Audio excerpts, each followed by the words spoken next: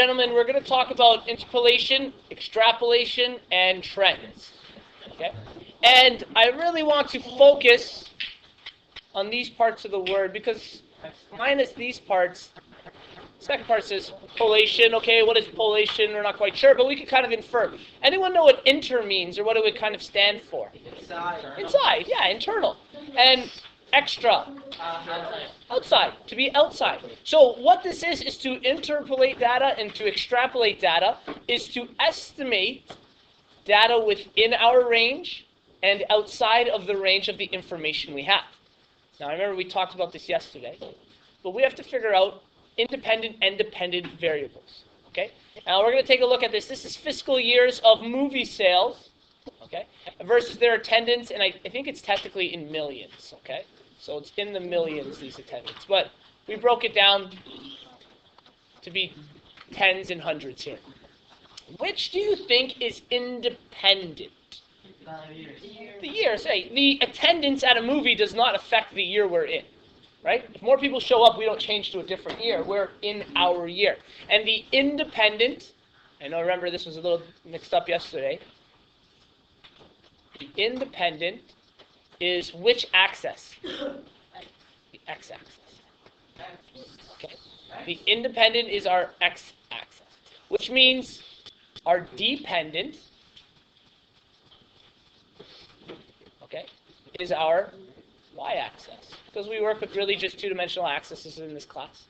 So what that means, we need to put this information down. So again, remember we talked about making a scatter plot. Let's take a look at the number of pieces of data we have. This is 1, 2, 3, 4, 5, 6, 7, 8. And I have, if I were to start at maybe 0, 1, 2, 3, 5, 6, 7, 8, 9. Beautiful. So I have lots of information here.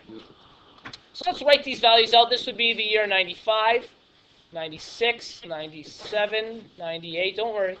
99, 2000, 1, 2, 3. Look at that. Lots and lots of info.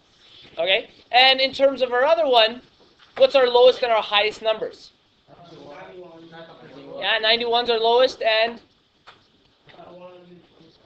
that's not a very big range, right? So I don't want to go up by maybe 10s here because all my information will really fall in here.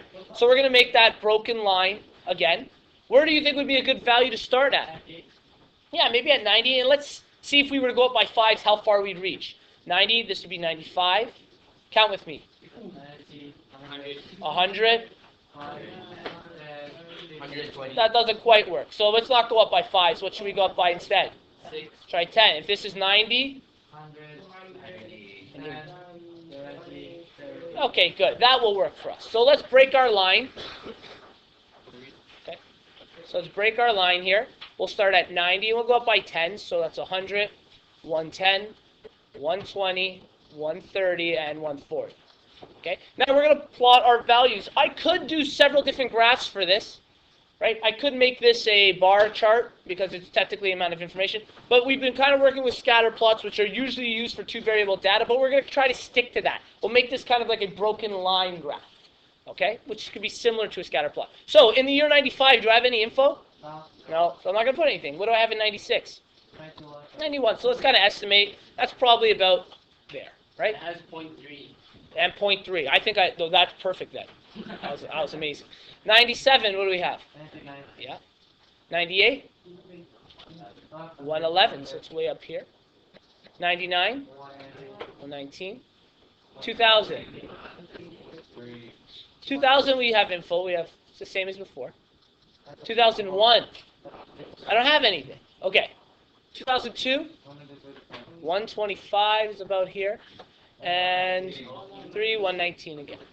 Okay, so I can make these bar charts, or I could kind of make this a broken line graph. And what I mean by bar charts is essentially we could kind of just grow our bars here.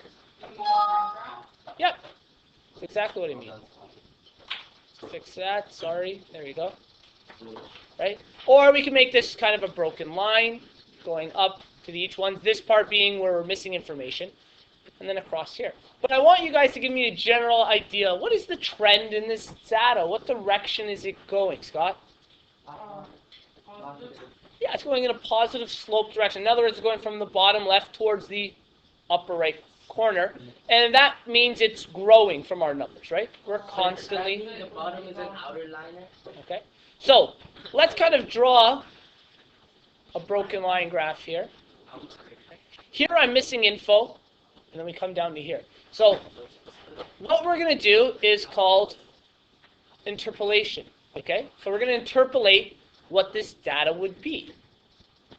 What do you guys think are the numbers for 2001? Do you think it's 90? No, 120 something. Yeah, and those would fit perfect. We're probably doing something like this and growing upwards toward this, right? So this information, 121, 123, they're all acceptable because it's a growing idea. Unless we know a specific piece of information like 2001, they shut all movies down. Assuming that it's following the same trend, we're going to interpolate this data, and we'll put it here at we'll say 123. That was Scott's guess, right? 123. So we'll interpolate it to look like this, and if you're lower or a little higher, that's more than acceptable. Okay, so this was our interpolation. Now, I would like to extrapolate data. I'm going to extrapolate for before 96 and after 2003. So extrapolating the data is looking at trends before and after what we're given. Okay? So, in 95, what do you guys think it was in 95? 80.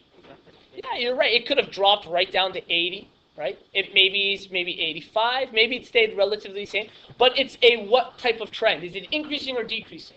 Yeah, well, if we started at 95, it'd be increasing. But from 96, we're at a decreasing value, right? Where it looks like our numbers are decreasing the farther back we go in time. So when we extrapolate this data, let's take a guess here. Maybe at 85 would be a good extrapolation. Okay. So it would be a positive baseline fit? That's right. It would be a positive baseline fit. Let's extrapolate data for the year 2004. So, our trend seemed to be upwards all the way until what year? 2003 we dropped. Interesting. It might not be an hour, and it really doesn't look like an hourly because this all really follows a trend. It's a little low. What do you think our 2004, what would be a good estimate? And there's arguments for many. Do you think, and I don't need an exact number, do you think it decreases, it levels out, or it increases? Okay, let's talk about this. Would increasing be wrong? It'd be too sudden. Maybe we could do a gradual increase. Right? And it looks like the general trend is increasing. There's a possibility movies are no longer as popular. Would decreasing be possible? Yeah, it is. And what about a leveling out? That's all. All three of these are possible due to what we looked at before because the overall trend was increasing.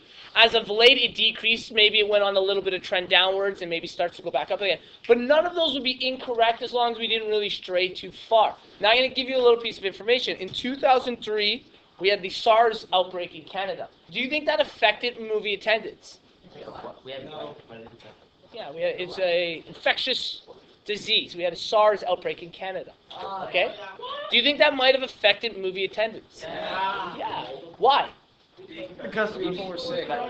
People were sick and couldn't attend. Yeah, people didn't want to go because they're afraid of maybe getting SARS, so they don't want to go to areas where there'd be large populations. So, if that's the case, let's say they've cured it and there's no epidemic in 2004, what would be a good estimate for 2004?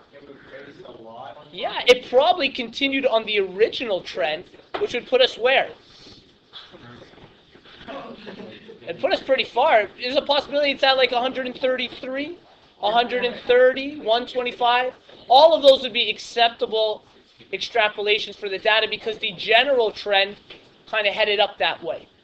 Okay, so all those would be, as long as we can justify, these are all acceptable ideas for extrapolating data.